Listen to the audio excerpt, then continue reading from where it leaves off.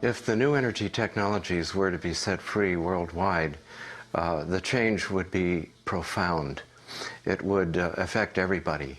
It would be applicable everywhere. These technologies are absolutely the most important thing that's happened in the history of the world. Mathematicians call this pattern the torus. The energy in a torus flows in through one end, circulates around the center, and exits out the other side. It's balanced, self-regulating, and always whole. Evolution means to unfold, to roll out. So the question is, what is the universe rolling out? And what the universe is rolling out is self-organizing systems, and you can see this at every scale. A self-organizing system is a technical term for just a system getting a hold of itself, knowing itself, essentially. And if we go to nature, we can look at and we can see these self-organizing forms throughout. We can see it in the cross-section of an orange, the cross-section of an apple. We can see it in the dynamic nature of a tornado. We can see it in the magnetic field around the Earth, a similar magnetic field around an individual. We can see it in the structure of an entire whirlpool galaxy. We can see it in the structure of a small atom. At every scale, throughout its entire history, the universe has one single project. It's growing toruses. The universe is a torus growing factory.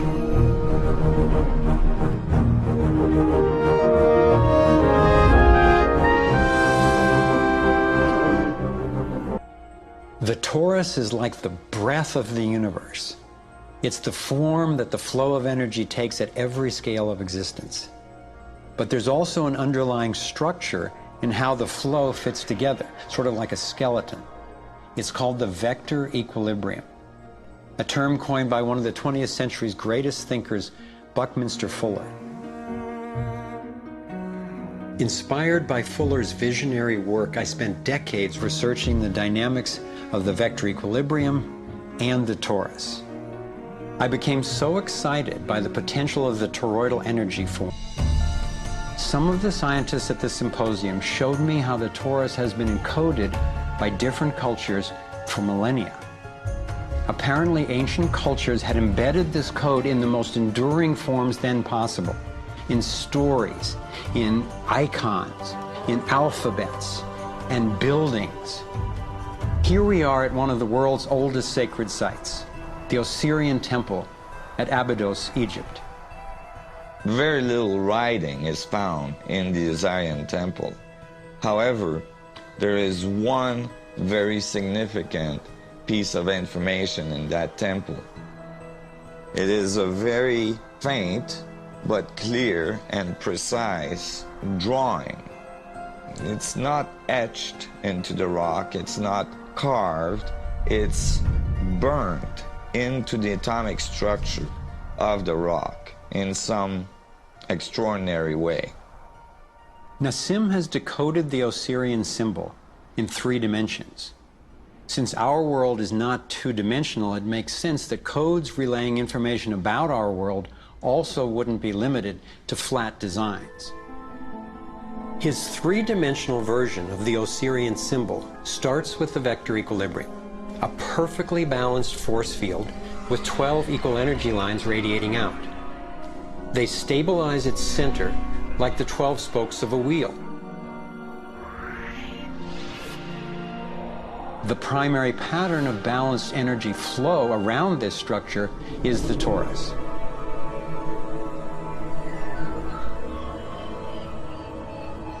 Here we expand to the next larger scale with a total of 64 pyramids called tetrahedra.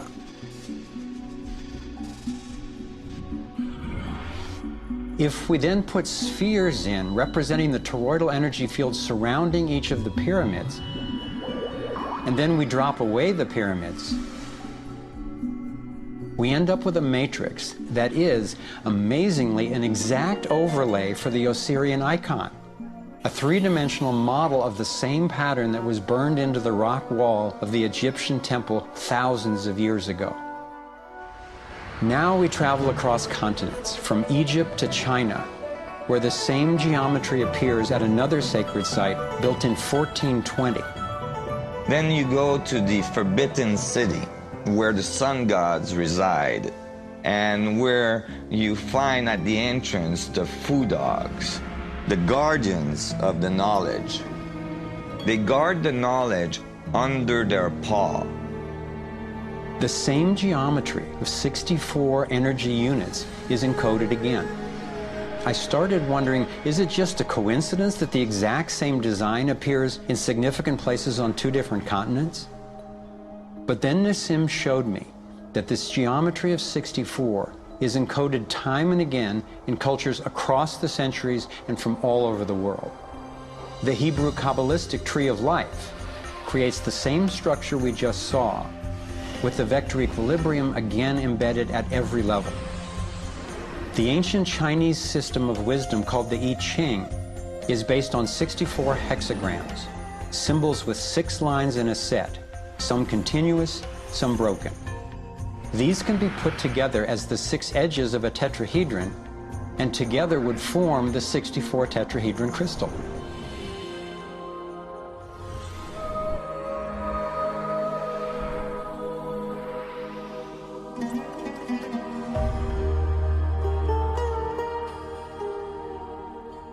This same pattern shows up in modern scientific research. The double helix has an alphabet of 64 codons that are used to encode our human DNA. More than 5,000 of these patterns have appeared in over 30 countries, most of them in England. The media has led many people, including me at first, to write these crop patterns off as hoaxes, the nighttime work of a few pranksters. Of course, there have been faked versions, but those made by human hands are crude compared to the vast majority of these elegant creations. Could hoaxers have created all 5,000 of these patterns? Could a few people with ropes and boards have created something as complex and beautiful as this one, made in the dead of night in a driving rain and leaving no footprints in the soil? The electromagnetic field over the area where the crop's been laid down to create the image is often electrostatically charged. Some of these areas are littered with strange magnetic particles. One of the most amazing crop designs is not a circle, but a rectangle that seems to be a direct response to a message sent out into space in 1974. The message was a radio signal depicting our planet's location in our solar system and Earth's people, in hopes that it might be received and interpreted by an extraterrestrial intelligence. 27 years later, in 2001, this crop design appeared in England, along with what could be a self-portrait of the sender. This message matches the format of the NASA signal and describes a different solar system from ours, a picture of the sender, non-human DNA, and a microwave antenna they apparently used to communicate, rather than the radio antenna that we used.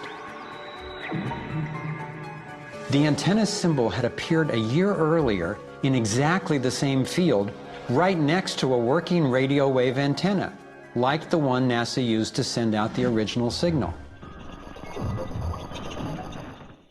NASA continues to officially deny extraterrestrial contact of any kind. And yet, year after year, these spectacular creations appear.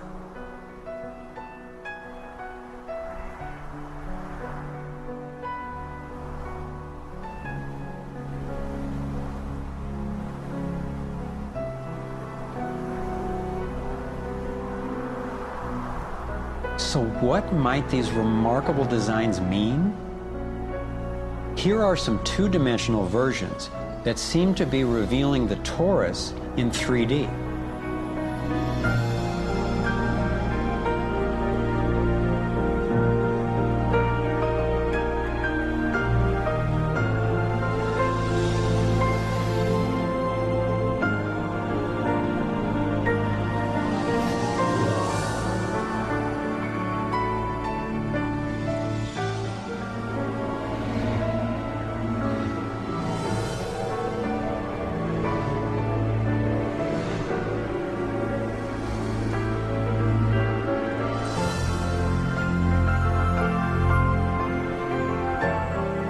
here is the vector equilibrium.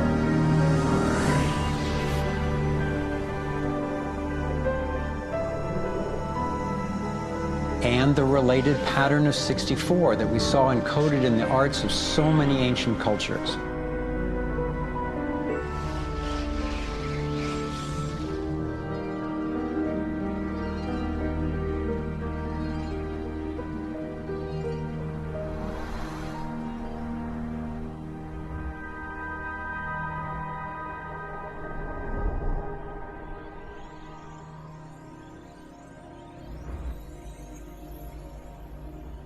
When I saw the coherence between the crop circles and the ancient encodings, I thought regardless of whoever created them and wherever they're from, there must be an important purpose to these designs. They're so coherent.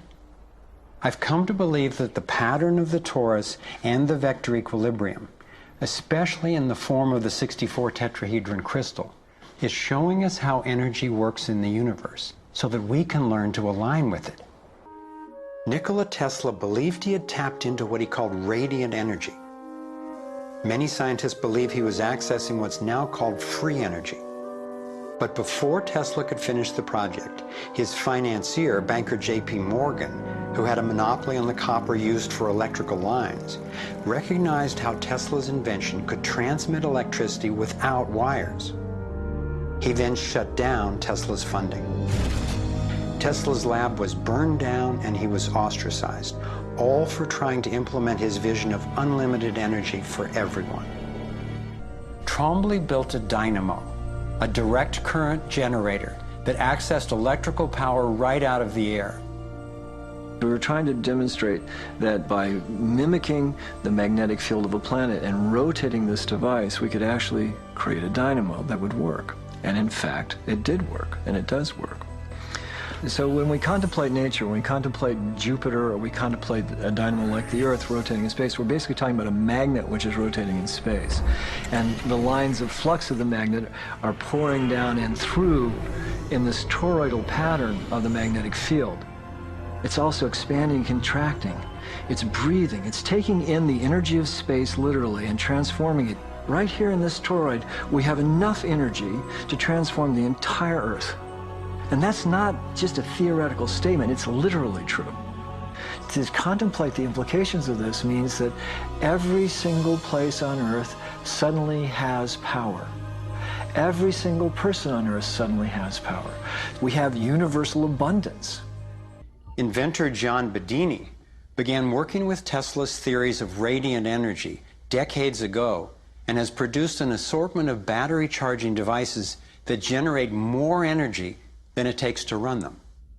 He announced that he was going to start offering them at low cost. Soon after that, he was attacked in his lab and warned not to produce the devices. For his own safety, he had to let go of marketing free energy. These are all devices from labs I personally visited.